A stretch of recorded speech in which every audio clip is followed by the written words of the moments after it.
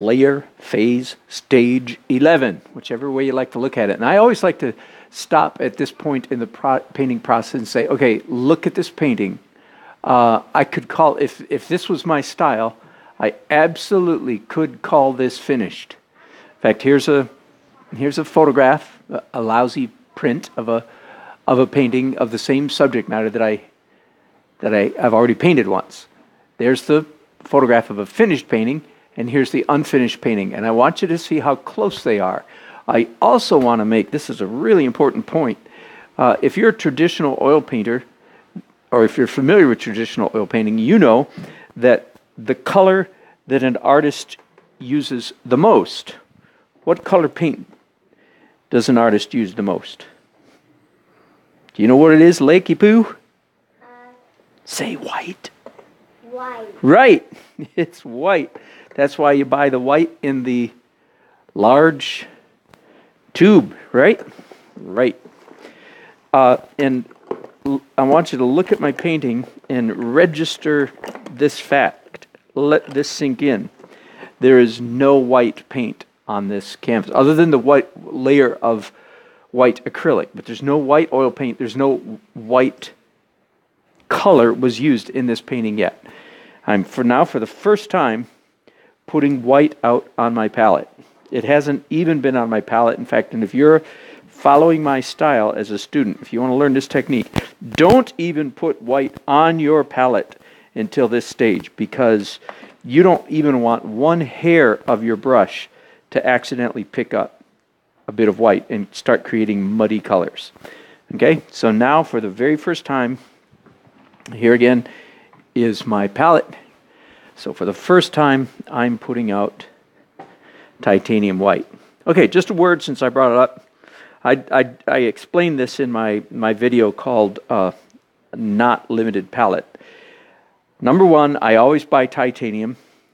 Kudos to those fantastic painters who love zinc. But here, let me point you at me just for a minute.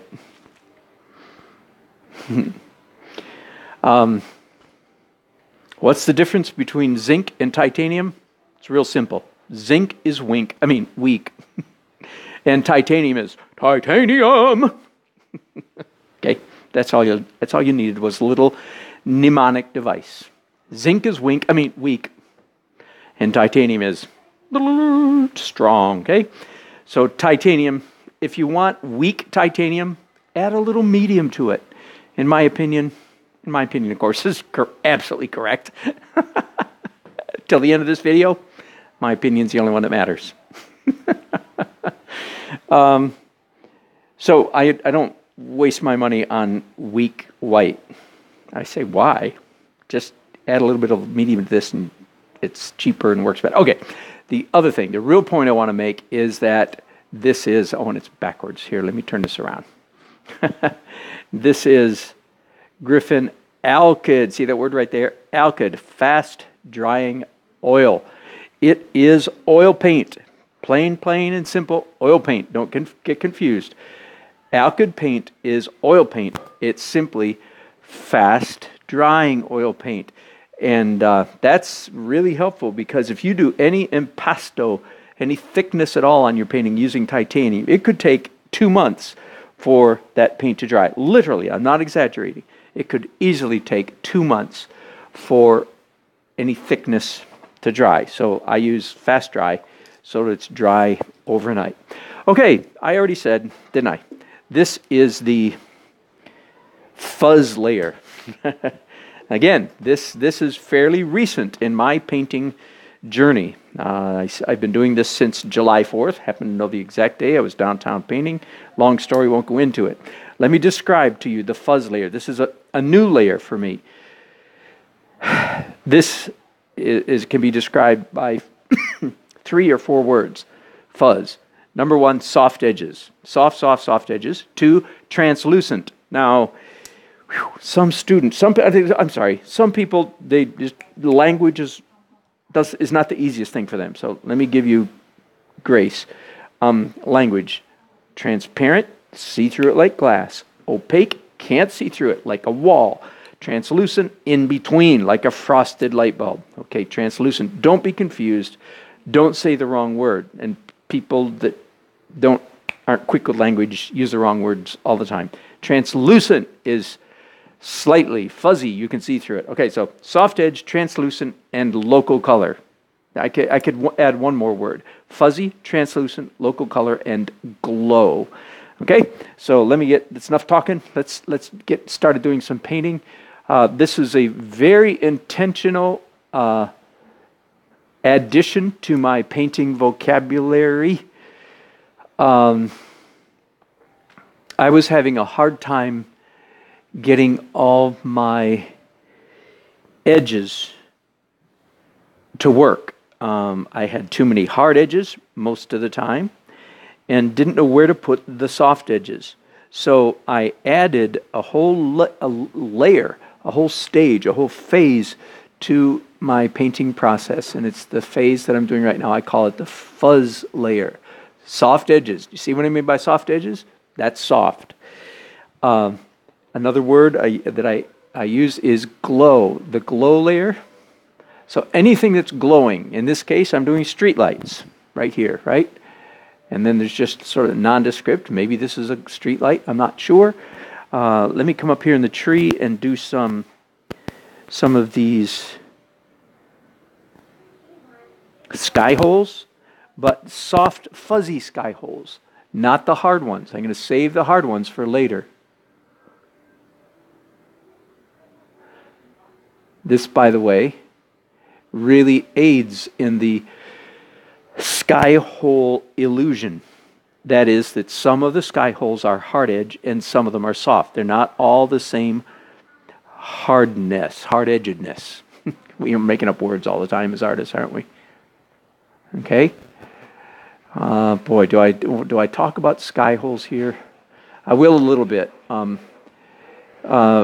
If you're a painter and you've read a book, you've watched a video, you've taken a class, you've probably heard the term sky holes.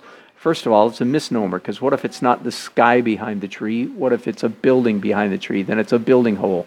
What if it's a barn behind the tree? Then it's a barn hole. So sky holes is a rather unfortunate name made up by somebody that was probably really good at painting and not that good at language, speaking of which, because it's a misnomer. It is a sky hole in this case, right now, but a lot of times it's not. Okay, so a lot of students, once they learn about sky holes, they go, oh, easy. And then they proceed to butcher, do a tragically terrible job of sky holes.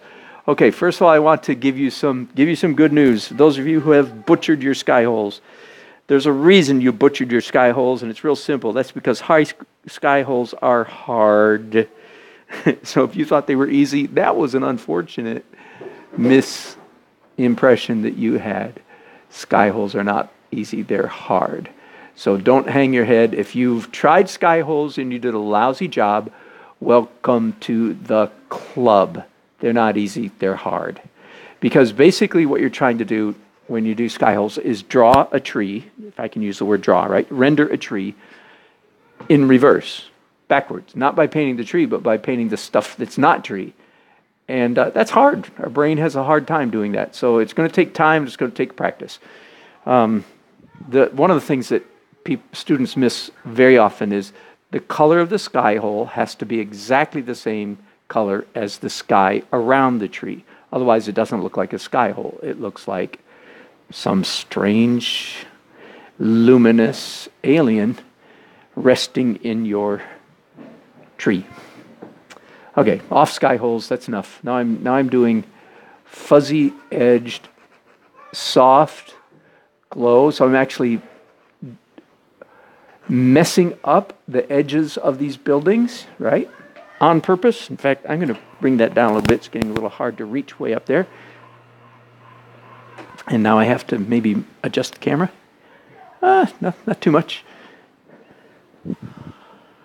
So I have orange opaque paint on my, and you'll notice I'm doing all of this, almost all of this. Well, so far it has been all of it with the edge, the blade of. I'm not painting like this. I'll do a little bit of that in the last layer.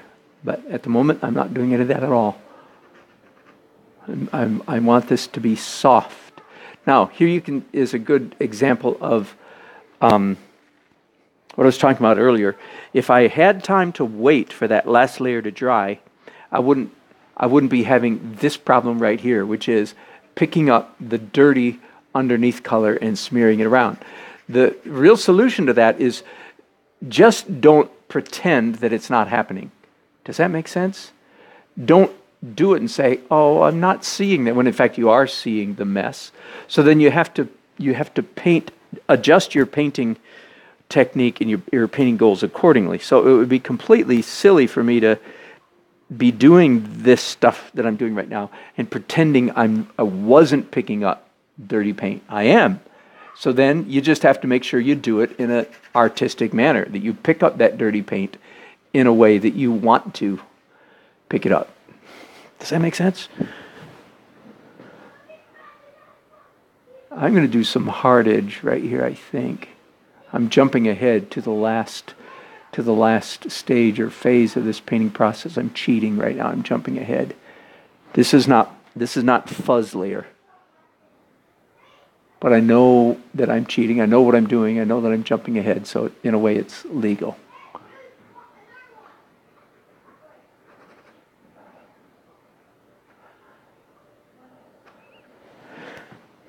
So that's one way to get around this, picking up dirty paint is just brush from the clean area into the dirty area, but you can only do that so many times before you get marks that don't look right. So I just smooshed some of that out with my finger, as you see there. Again, this is the glow layer. Most of us can do with more glow than we think we can. And I know I fit this description. I know this is me. I know that I can actually get messier. I'm afraid to be messy. Does that make sense? I'm nervous about messiness, messy strokes. But actually, the messy strokes are often the very best strokes in the painting. Oh, I haven't done much scratching in this painting yet. Scratching with brush handles. I will do more. I usually do a fair amount of that kind of thing, and just haven't done so. People often ask, why do you switch to oils? Well, because you can't do all of the stuff I'm doing right here. You can't do this in oils, and you certainly can't scratch. You can't, because it's dry. Acrylics are dry in 90 seconds, and you're toast. You can't change it. All you can do is come back and do another layer on top of it. So oils are a much more finesse tool than acrylics are. Abstract expressionists love acrylics. There's a reason for that. Because they're angry. Oh, ignore that comment. That's a little bit of snobbery coming out. I'm going to leave the sky for just a moment. Well, no, I'm not. Changed my mind. Okay, now I'm going to leave the sky. And I'm going to just wipe off these brushes. Not clean them, just wipe them off. Get some of that dark orange off of them. Then add some white and some yellow. So I want to go brighter, lighter, brighter, and yellower here. But there's still enough orange in my brushes that it's a nice pale orange color. Okay, so down here we have all kinds of light effects happening, and a lot of this is going to really take off when I do the final stage, the hard edges. But right now I want to do glow. Glow, glow. I want to do some glowing stuff. I'll come back and do the things that are glowing later. The lights, I'll paint the pinprick of lights and street lights and all that kind of stuff. But for right now, I just want to do the fuzz. That's why I call this the fuzz layer. Everything's translucent. You can see through it. It's applied very thinly. Also often called scumbling. Scumbling is Opaque paint applied, like I'm doing right now, opaque paint applied very thinly. That's scumbling, because the sound it makes is scumble, scumble, scumble, scumble. It's an onomatopoetic word. You followed that, didn't you? Good.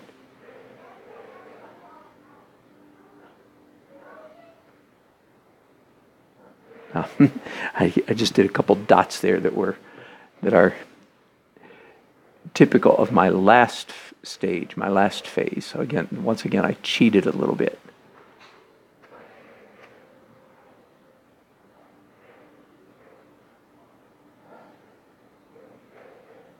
And also, I've got one mark right there that's hard-edged. So that's, again, jumping ahead. But I like it so much, I'm going to leave it there. I'm not going to... But I'm really trying to force myself to do fuzzy stuff. That's one of the tips for painting. Tips for painting something that you want it to look like it's glowing or like it's really got brilliant light shining on it, like the sun shining on sand, snow, a White House. The way to indicate glow is soft edges. Soft edges indicate glow. Glow is not a result of white titanium white paint. I mean, Sherwin-Williams sells several shades of white paint, right? But you put them on your wall and nobody says, "Oh, look at that glow." No, it's not glow at all. It's just flat white. Almost everybody has a white ceiling. Nobody looks at the ceiling and says, "Oh, look how that ceiling glows." No, the ceiling doesn't glow, it's just white. So likewise, if you just put white paint on your canvas, it's not going to have the illusion of glowing. It's just going to look white, in fact, flat white. It is the soft edges, the fuzz, is what makes things glow. And again, a lot of students need to learn this. I get a kick out of saying good things about Thomas Kincaid. It's not nearly as much fun now that he's passed away as it was when he was living. But I love saying good things about Thomas Kincaid because I love watching my students, especially the ones that have been infected by the snobbery of the art community. I love watching them because you're not supposed to, if you're a serious artist, you're supposed to detest Thomas Kincaid. I'm being kind of funny, but I'm being kind of truthful. Now, the main reason artist would detest Thomas Kincaid is, of course, because he made $1 gazillion from his art, and I didn't yet. Okay? By the way, the last chapter in my book, The Breakable Laws of Painting, is chapter J, is Laws of Learning, how to grow and continue to learn in your art career. And one of the main laws of learning in that chapter is don't be a snob. A snob defines him or herself by that which he or she despises. Not a good way to go through life, defining yourself by what you don't like. And sad to say, too many artists have taken on that attitude toward Thomas Kincaid. Now, just because you don't agree with what he decided to do with his skill, the sentimental, whatever, kitsch, if you're into, Greenberg, yeah, sure, call it kitsch, go ahead, let's say it's kitsch. Who knows, maybe he was put on the planet, or maybe he evolved on the planet for the very purpose, maybe he did exactly what he was supposed to do. Anyway, I digress. What I'm getting at is, if you choose to despise anybody, that means you can't learn anything from them, which is cutting off your own nose despite your face.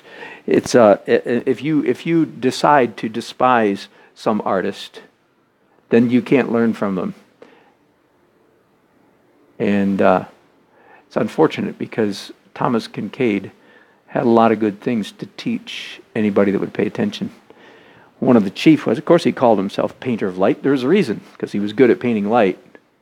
So are a lot of other artists, granted. But he was good at what he was good at. So pay attention. How do you do that? And the main answer, the reason he came up in my mind, the reason I started talking about him, is because I was talking about how do you achieve the look of glow? The answer is soft edges. And Thomas Kincaid took some of us to school and said, you guys, you want to do glow? Here's how you do it. And only those people who are not snobs stuck around long enough to go, well, doggone. Look what he did there. That does look like a glow. Okay, so end of Thomas Kincaid's sermon. Don't be a snob about anybody. Learn stuff from everybody. While I'm on the subject, I'll give you a good example. When I was first moved to Raleigh in the early 90s, frankly, the best airbrush artist in the world, he still is the best airbrush artist in the world, Drew Blair, lived in Raleigh. Wow. I'd never heard of him before I moved here, but I did after I got here. And he was gracious, very nice guy, gracious enough to let me come and watch over his shoulder. You know, just watching him work for an hour was worth, just invaluable for a budding airbrush artist like myself. I'm coming in here with a dry brush now and just fuzzing most of this. Well, one of the things that I admire most about Drew Blair, who, again, best airbrush artist in the world, ask any airbrush artist you happen to see, say, is Drew Blair pretty good? They'll go, he's the best in the world. Unless they're super egotistic, and then they say, I'm almost as good as him. Few people would say they're better. Anyway, what I'm getting to is Drew said, I remember him, he had a master's in fine arts from University of South Carolina. So he was no slouch. He'd paid his dues. He did airbrush T-shirts in Myrtle Beach for 12 years or 8 years or some dreadfully long time. So there were reasons he was good. But I remember him saying clearly, he said, I can learn anything from anybody. He was the best in the world. He was the best in the world. He said, man, I can learn anything from anybody. Very admirable attitude, and probably part of the reason he was so dang good. Okay, boy, you never know what you're going to get around here, do you? I am done with the Fuzz Layer, and thank God that means I'm done with some of my lecturing here for a minute. Sermonizing. There's Fuzz. Two more layers, I'll tell you, one or two more layers to go. If I decide to do some more pencil, now would be the time to do it. Otherwise, I just go straight on to last layer. And I don't know which of those I'm going to do. But I'm going to stop right here and be back in just a few minutes for the last layer. Thanks for watching.